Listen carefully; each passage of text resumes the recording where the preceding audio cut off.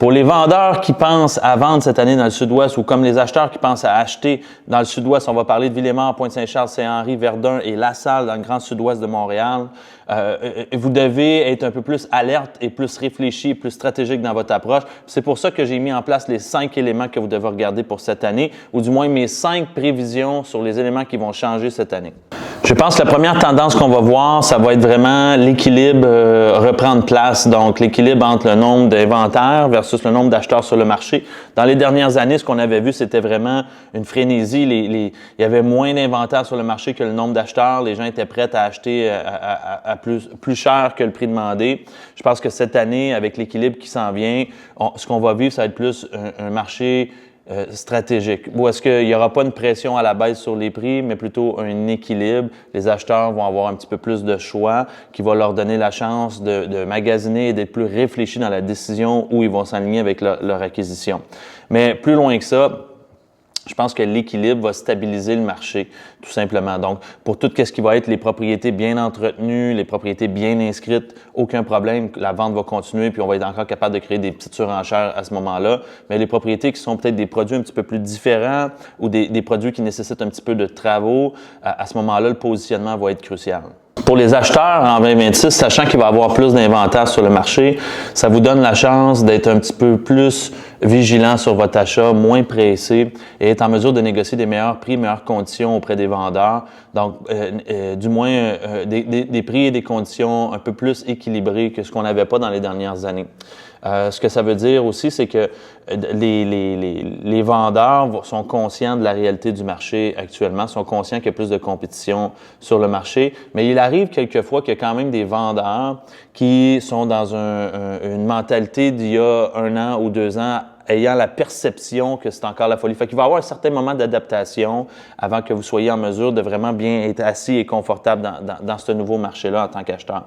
Maintenant, faut pas négliger par contre que les propriétés qui sont bien positionnées, qui sont rénovées, vont partir rapidement puisque ça reste des secteurs qui vont toujours être achalandés. Donc, vous devez être préparé, vous devez être prêt, vous devez être informé sur le marché. Comme ça, si une occasion, une opportunité se présente, vous êtes prêt à passer à l'action.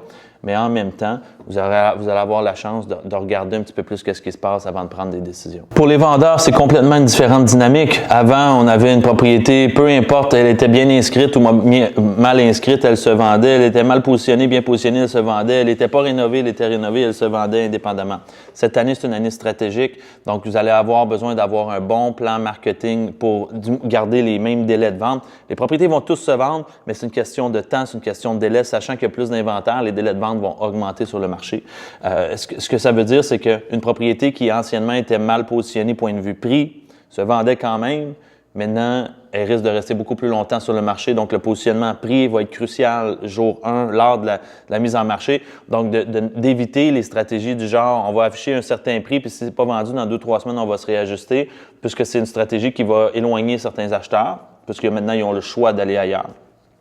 On va opter aussi pour des stratégies où est-ce que les propriétés sont bien positionnées, sont bien présentées en ligne, qui fait en sorte que la première impression a l'impact voulu et on arrive à aller générer des offres et de l'achalandage sur la propriété. Donc, cette année, c'est vraiment une année où les vendeurs doivent être conscients de la réalité dans laquelle ils se positionnent, conscients de la compétition avec laquelle ils font face et être en mesure de se positionner de façon stratégique par rapport à cette compétition-là pour aller maximiser leurs gains puis leur investissement. Il faut comprendre que les secteurs du sud-ouest de Montréal conservent quand même leur attrait stratégique puisqu'ils attirent différents types d'acheteurs.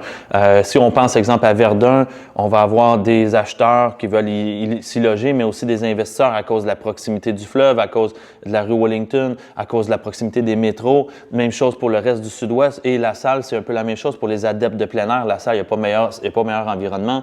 Maintenant, ce qu'on partage, c'est plutôt le fait que dans un marché changeant, le vendeur doit être un peu plus alerte pour aller saisir les occasions. Et pour un acheteur, il doit comprendre que c'est pas un retour du balancier. C'est pas comme si avant, c'était un marché d'acheteurs et puis là, du jour au lendemain, ça devient vendeur ou que ça change du jour au lendemain. Il y a une période d'adaptation avant que les deux parties, avant que les deux profils, acheteurs ou vendeurs, comprennent, ils sont rendus où dans leur réalité. Et ça peut prendre quelques mois avant que les changements se placent et se positionnent.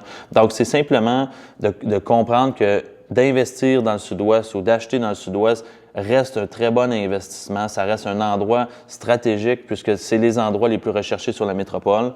Mais on veut le faire de façon stratégique, on veut le faire de façon réfléchie, on veut s'assurer de se positionner de la bonne façon cette année. L'année 2026 s'inscrit en fait comme une année où le marché va maturer tranquillement. C'est une année où on doit être plus stratégique, plus posé et avoir les connaissances nécessaires pour être capable de tirer l'épingle du jeu dans ce marché-là. Et c'est exactement les marchés dans lesquels on se spécialise. On a 40 courtiers immobiliers ici qui sont dans le secteur, qui l'habitent et qui connaissent chacune des nuances dans ce marché-là. Donc, si jamais vous voulez avoir une opinion, un conseil sur qu'est-ce que vraiment vous devriez vous positionner, qu'est-ce que vous devriez faire dans ce marché-là, écrivez-nous un message, puis ça va nous faire plaisir de vous aider.